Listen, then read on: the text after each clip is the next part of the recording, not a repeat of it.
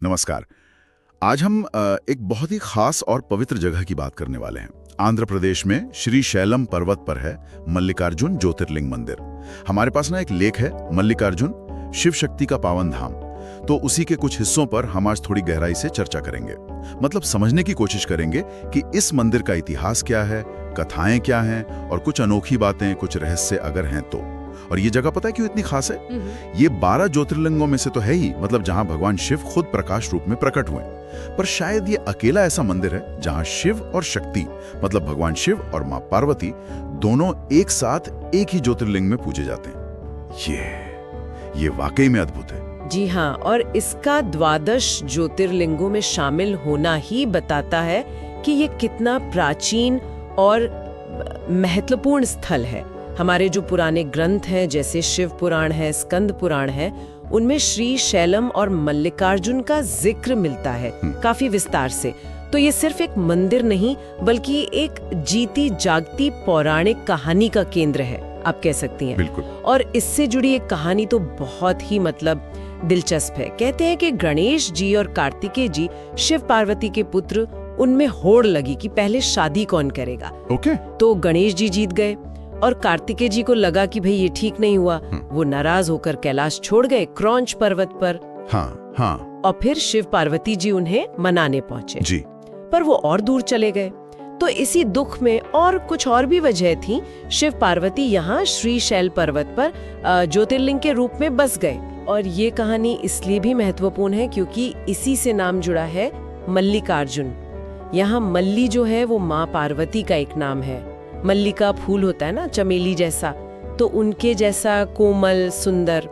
और अर्जुन भगवान शिव का एक नाम है। अर्जुन, अच्छा। हाँ, जिसका एक मतलब सफेद, शुद्ध, पवित्र भी होता है। तो ये नाम सिर्फ 2 देवताओं का साथ होना नहीं दिखाता, ये शिव और शक्ति का एक हो जाना, मतलब वो अलग है ही नहीं, ये दिखाता है।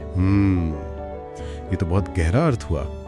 अच्छा, कहानी तो ठीक है, पर मंदिर में ऐसा क्या है जो इसे और खास बनाता है? मतलब रहस्यमयी टाइप का। आपने कहा शिव शक्ति संगम, ये क्या सिर्फ नाम में है या वहाँ महसूस भी होता है? नहीं, सिर्फ नाम में नहीं, ये तो मंदिर के, आप कह सकते हैं कि आत्मा में है।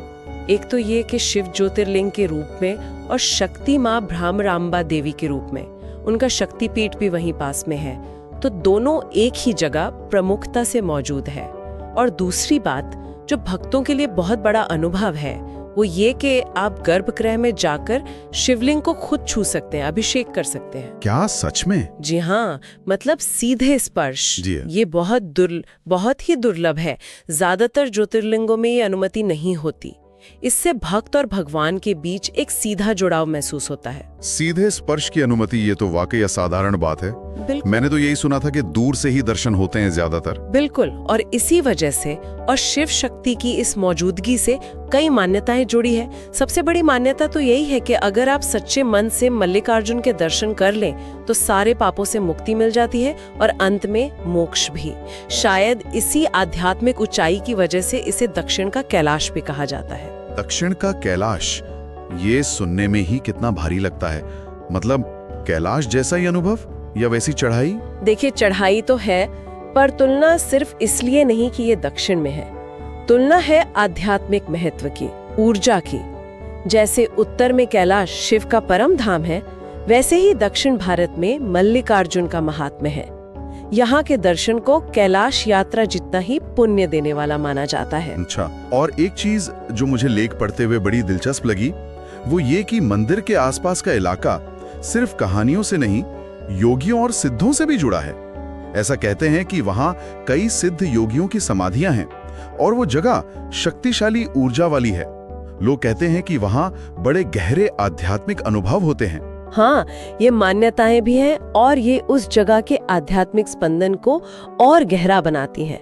माना जाता है कि पूरा श्री शैलम क्षेत्र ही तपस्या के लिए, साधना के लिए बहुत अच्छा रहा है। आज भी कई लोग वहाँ ध्यान करने जाते हैं, उन ऊर्जाओं को महसूस करने की कोशिश करते हैं। तो मतलब सब मिलाकर देखें तो मल्लिकार्जुन सिर्फ एक तीर्थ नहीं है, ये शिव शक्ति के एक होने का प्रतीक है। वो जगह जहाँ भक्त सीधे भगवान को छू सकते हैं, जहाँ मोक्ष मिलने का विश्वास है, और जिसे दक्षिण का कैलाश कहते हैं, मतलब ऊर्जा का एक बड़ा केंद्र। बिल्कुल सही समझा आपने, सब कुछ जुड़ा हुआ है। और जाते जाते श्रोताओं के लिए एक सवाल छोड़ जाते हैं। जैसा लेख में बताया गया है और हमने बात भी की कि मंदिर के पास सिद्ध योगियों की समाधियां हैं, शक्तिशाली ऊर्जा केंद्र हैं जहां गहरे अनुभव होते हैं। तो सोचने वाली बात ये है कि क्या ये अनुभव सिर्फ हमारी गहरी आस्था और सदियों पुरानी कहानियों का असर है, या फिर उन जगहों में वाकई कोई खास, कोई सूक्ष्म ऊर्जा है जिसे कुछ लोग महसूस कर पाते हैं और इसीलिए वो स्थान इतने पूजनीय बने। ये शायद खुद अनुभव करने या और खोजने की बात है।